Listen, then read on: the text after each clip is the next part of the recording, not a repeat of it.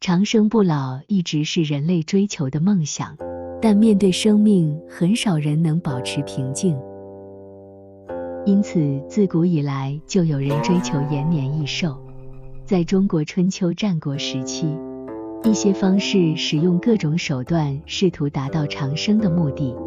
然而，人的寿命是有限的，古代人的平均寿命相对较短，即使在现代，即使在发达国家，平均寿命也只有70-80岁。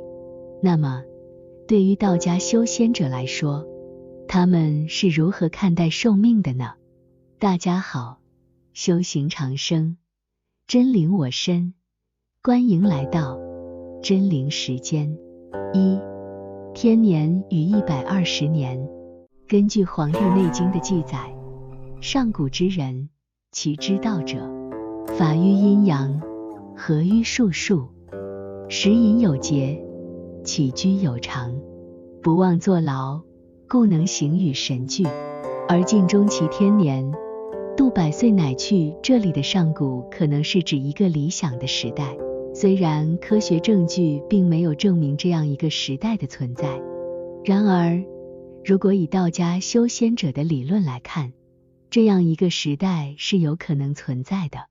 在那个时代，人们按照道家的理论生活，即使不修仙也可以活到120岁。另外，文中提到的天年在一些典籍中被解释为120年，因此上古之人可以活到120岁。在创世纪中，至上者说，人既属乎血气，我的灵就不永远住在它里面。然而他的日子还可到120年，这与中国古代典籍中的说法类似，也是120年。根据道家修仙者的理论，人的灵在身体中居住的时间有限，因此只能活到120岁。生命记中记载，摩西死的时候是120岁，他的眼目没有昏花，精神也没有衰败，这表明摩西的肉体得到了很好的保养。他的死亡不是由于身体原因，而是因为他的灵已经离开了。因此，修仙者如果想要超过120岁的寿命，就必须让自己的灵在身体内居住超过120年。大寿。中国古代的贤人与中东古代的贤人都认为，一个正常人如果一切安好，应该能超过120岁。但120岁对于修仙者来说过于短暂了，他们还有更高的追求。三清真录中说，大寿12000岁，守朴任具，虽亡而道不亡也。中寿1200岁，流行注释，道在而身亦在也。下寿120岁，知之修炼，可以安乐延年。道家修仙者把修仙者的寿数分为3个档次，第一个档次是大寿，悟道极深的修仙者，他们的寿数可达12000岁。这些修仙者如果一直没能飞升，那么他们的肉身也就只能维持12000年。虽然他们的肉身不在了，但他们的道不会消亡，所以说，虽亡而道不亡也。中寿与下寿。第二个档次是中寿，悟道很深的修仙者，他们的寿数可达1200岁。这些修仙者可以流行注释，只要他们没有失去自己的道，他们就不会死亡。但他们悟的道还不够，所以只能存在1200年。第3个档次就是下寿，没有悟道但按照道家的一系列要求注意养形的人，可以活到120岁，这也是正常人能够达到的最高年龄，也就是《黄帝内经》里所说的。那么为什么很少有人能够活到天年呢？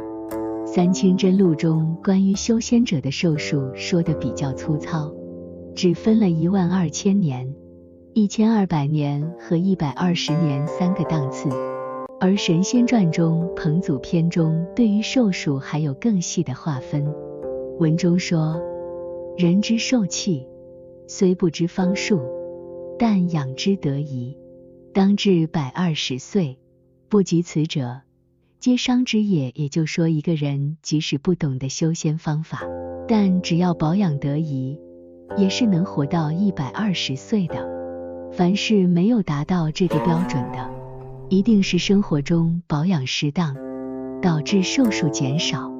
4. 彭祖的养寿，要是能够修道，按照道家的方法修行，就可以寿数翻番，直接活到240年。要是悟道更深，就可以活到480年。能够把道家的养寿之法学好用好，就可以远离死亡，只是并不能成仙而已。